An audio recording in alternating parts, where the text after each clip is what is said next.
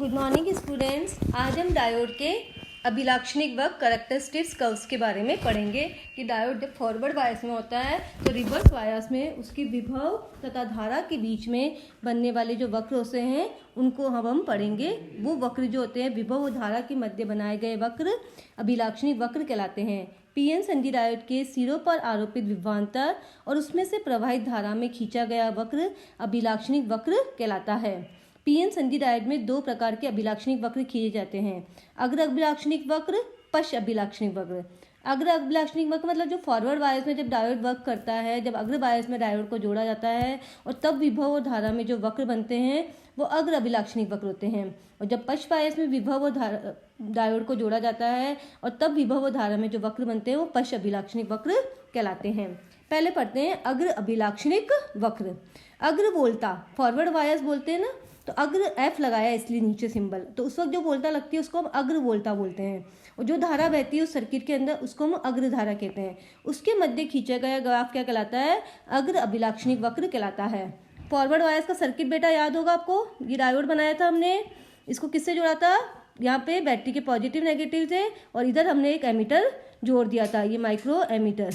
और यहाँ पे इसका एक जो इसका खुद का वोल्टेज था उसके साथ ये जुड़ा हुआ था। ये बैटरी के पी वाला हिस्सा और एन वाला हिस्सा, पी वाला हिस्सा बैटरी के पॉजिटिव से और ये एन वाला हिस्सा बैटरी के नेगेटिव से। और मैंने कहा था धारा को मापने के लिए मिली एमीटर लगा देते हैं। तो ये जो वोल्टा है हमने लगाई है और ये जो धारा है इस वोल्टा को हम वी एफ कहते हैं और धारा को हम आई एफ कहते हैं। इनके मध्य जो ग्राफ बनाते हैं वो ग्राफ अग्र अभिलाक्षणिक वक्र कहलाता है। अग्र बायस में वह वोल्टा जिस पर धारा की वृद्धि तेजी से होने लग जाती है। मैंने बताया था कि P और N के बीच में क्या होता है, इधर P पॉजिटिव होल्स होते हैं, इधर नेगेटिव इलेक्ट्रॉन्स होते हैं। थोड़ी देर बाद में मैंने कहा था बीच में एक अवक्षय परत बन जाती है जिसमें नेगेटिव आ जाते हैं यहाँ पे, और यहाँ पे आपके क्या आ जाते हैं? होल्स आ जाते हैं पॉजिटिव। और इस अवक्षय परत के कारण क्या होता है, न तो होल्स इधर जा पाते हैं और न आपके इलेक्ट्रॉन्स इधर आ पाते हैं।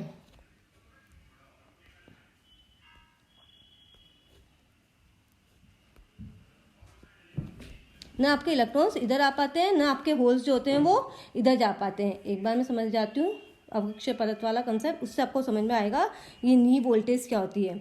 ये देखिए, ये हमने पढ़ा था अवक्षय परत, ये पी पढ़ा था, ये पी हिस्सा है और ये एन हिस्सा है। मैंने बताया था बीच में एक अवक्षय परत बन जाती है। पी में क्या होते हैं? आपके होल्स होते थे और इसमें क्या होते हैं आपके? यहाँ पे क्या आ जाते हैं? इलेक्ट्रॉन्स, नेगेटिव आयन आ जाते हैं और यहाँ पे पॉजिटिव आयन्स आ जाते हैं आपके इस अवक्षय परत में आपके। और यहाँ पे आपके क्या होते थे? आपके वो इलेक्ट्रॉन्स होते थे।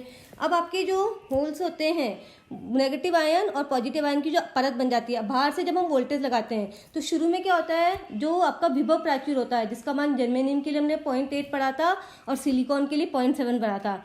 जब तक आपके जो बाहर से आपने जो विभव दिया है उसका मान इसके अंदर का जो विभव है उससे ज़्यादा नहीं होता, तब तक करंट फ्लो नहीं होती है। लेकिन जैसे जैसे हम बाहरी विभव का मान बढ़ाते हैं तो अंदर वाला जो विभव प्राचीर होता है उससे उसका मान बढ़ता जाता है। तो अग्र वोल्टा का वह वोल्टेज जिस पर धारा वृद्धि तेजी से होने लग जाती है। भाई शुरू में तो क्या होता है, जब तक बाहर का वोल्टेज कम होता है तो न तो होल्स इधर जा पाते हैं और न आपके इलेक्ट्रॉन्स इधर आ पाते हैं, क्योंकि अवक्षय परत जो होती है वो बैरियर का काम करती है, वह न होल्स को इधर जाने देती है और न इलेक्ट्रॉन्स को इधर आने देती है। लेकिन जब आपने बाहर से वोल्टेज बहुत ज़्यादा बढ़ा दिया तो ये पॉजिटिव क्या करता है, इन इलेक्ट्रॉन्स को अपनी ओर क्या करता है, आकर्षित करता है। और ये जो नेगेटिव वाला पार्ट है ये होल्स को अपनी ओर क्या करता है, आकर्षित करता है। और जब इस बाहर वाले वोल्टेज का मान ज़्यादा होता है तो ये विभव प्राचीर जो होता है ये क्या करता है, टूट जाता है। और ये क्या होते हैं, होल्स जो होते हैं अट्रैक्ट होके नेगेटिव के पास आने लग जाते हैं और इलेक्ट्रॉन्स जो होते हैं वो अट्रैक्ट होके पॉजिटिव सिरे के पास आने लग जाते हैं और धारा एकदम से आपकी बहने लग जाती है। तो वह वोल्टेज, मतलब ऐसा वोल्टेज, कोई पर्टिकुलर वोल्टेज होगा, शुरू में मान लीजिए इसका मान है 0.8, तो 0.1 वोल्ट दोगे धारा नहीं बहेगी, 0.2 वोल्ट देंगे धारा नहीं बनेगी, 0.3 धारा नहीं बहेगी, क्योंकि इसका विभव प्राचीर बहुत ज़्यादा है ना, तो ये इधर से इधर इलेक्ट्रॉन्स और होल्स को नहीं जाने दे रहा है, चाहे इधर पॉजिटिव है चाहे इधर नेगेटिव। लेकिन जैसे ही आप वोल्टेज 0.8 से ज़्यादा देंगे, 0.9 या 1 वोल्ट देंगे, तो ये वोल्टेज इससे ज़्यादा हो गया। अब जब ये वैल्यू इससे ज़्यादा है तो ये इलेक्ट्रॉन्स जो होते हैं वो अट्रैक्ट होकर पॉजिटिव की तरफ आ जाते हैं और होल्स जो होते हैं वो अट्रैक्ट होकर नेगेटिव की तरफ आ जाते हैं।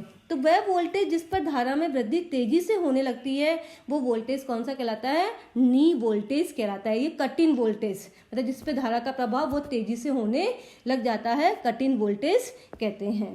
जर्मेनियम के लिए मैंने बताया था 0.8 होता है और सिलिकॉन के लिए कितना होता है? 0.7 वोल्ट होता है। और ये आपके, ये देखिए धारा, अग्र बायस में धारा और वोल्टेज में जब ग्राफ बनाएंगे तो कैसा बनेगा, इधर हमने धारा लिया है बेटा और इधर हमने विभवांतर लिया है। तो इधर धारा लिया, इधर विभवांतर। अब मिली एम्पियर धारा वैसे कम बहती है, शुरू में क्या होता है, धारा आपके बिल्कुल भी नहीं बहती है। शुरू में आपका क्योंकि क्या डेप्लीशन लेयर का विभव प्राचीर ज़्यादा रहता है, बाहर से आप कम वोल्टेज देते हैं, तो बिल्कुल थोड़ी बहुत तो धारा बहती है, क्योंकि वो डेप्लीशन लेयर के अंदर भी कुछ इलेक्ट्रॉन्स और होल्स इधर उधर गति करते हैं ना उसके खुद के विभव के कारण। तो थोड़ी जो माइनर में आपके जो अल्पसंख्यक धारावाहिक होते हैं उनके कारण थोड़ी धारा आपके बहती रहती है। लेकिन जैसे ही आपका वोल्टेज 0.8 से ज़्यादा होता है, जो डेप्लीशन लेयर है उसका जो विभव प्राचीर है उससे ज़्यादा होता है, तो आपकी धारा एकदम तेजी, जैसे आपका विभव का मान मान लीजिए यहाँ आ गया, ये आपका वो है नी वोल्टेज, ये नी विभव है। जैसे ही आपका विभव, आपने जो बाहर से विभव दिया उससे आपका मान जैसे ही इससे ज़्यादा होता है, आपकी धारा का मान एकदम तेजी से बढ़ जाता है और धारा एब्रप्टली बहने लग जाती है। एक सेकेंड बेटा, थोड़ा एक सेकेंड, ये रहा, धारा एकदम तेजी से बहने लग जाती है। तो इस तरह का ग्राफ बनेगा, शुरू में धारा नहीं बह रही है और फिर बाद में धारा का मान बढ़ने लग जाता है। तो ये अग्र बायस में धारा और विभव के बीच में आपका किस तरह का वक्र बनेगा, इस तरह से। पहले धारा नहीं बहेगी, फिर जैसे ही वो नी वोल्टेज आ गया तब आपका क्या होगा, धारा का मान एकदम तेजी से बढ़ेगा। इधर हमने धारा ली है, इधर वोल्टेज लिया है, तो इस तरह का ग्राफ आपका बनता है। इसे अग्र अभिलाक्षणिक वक्र कहते हैं। अब उत्क्रम अभिलाक्षणिक वक्र,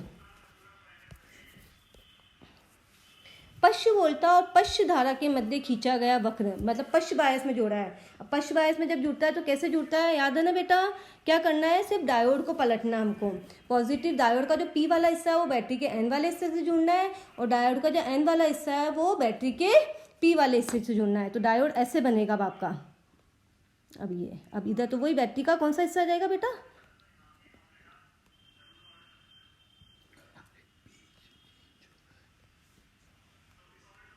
और यहाँ से आपकी करंट फ्लो जाएगी, ठीक है। और ये यहाँ पे भी, तो डायोड का जो एन वाला हिस्सा है वो बैटरी के पी वाले हिस्से से, और डायोड का जो पी वाला हिस्सा है वो बैटरी के एन वाले हिस्से से। अब इसमें जो धारा है, अब इसमें हमने पढ़ा था कि अवक्षय परत की मोटाई और बढ़ जाती है, डेप्लीशन लेयर की जो लेयर है वो और ज़्यादा बढ़ जाती है, तो इसमें हमारी धारा बिल्कुल भी प्रवाहित नहीं होती है। पश्च बायस में हमें वह विभव, पश्च बायस में आरोपित वह विभव जिस पर धारा के मान में अचानक तेजी से वृद्धि की जाए, तो क्या होता है इसमें, तो क्या होता है शुरू में हम वोल्टेज बढ़ाते हैं, धारा नहीं बहती है, थोड़ा और वोल्टेज बढ़ाते हैं, धारा नहीं बहती है, परंतु एक पर्टिकुलर वोल्टेज होता है जिसको आप देते हैं तो वैसे एकदम से तेजी से धारा बहने लग जाती है।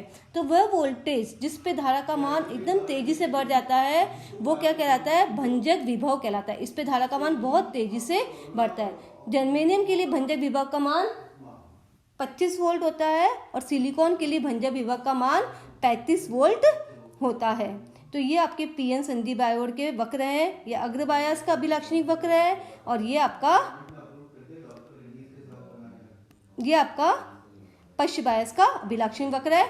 दोनों को एक साथ पढ़ते हैं अगर हम, तो दोनों का एक साथ देख लीजिए। अग्र बायस में धारा शुरू में नहीं बढ़ती है, फिर एकदम तेजी से बढ़ती है, और पश्च बायस में धारा कुछ वोल्टेज तक तो बिल्कुल भी धारा प्रवाहित नहीं होती है, और एक पर्टिकुलर वोल्टेज होता है जिसे हम भंजन वोल्टेज कहते हैं, जिसमें मतलब एकदम से बहुत ज़्यादा ब्रेकडाउन हो जाता है, सारे इलेक्ट्रॉन्स और होल्स जो होते हैं वो बहुत तेजी से गति करने रहता है। इस भंजन वोल्टेज से अगर ज़्यादा वोल्टेज पर आप डायोड को वक्र आते हो तो डायोड के खराब होने का खतरा भी रहता है। और इसी भंजन वोल्टेज पर आधारित एक डायोड है जो हमारे सिलेबस के अंदर है, इसे हम जेनर डायोड कहते हैं। वो जेनर डायोड भी हम डिटेल में पढ़ेंगे।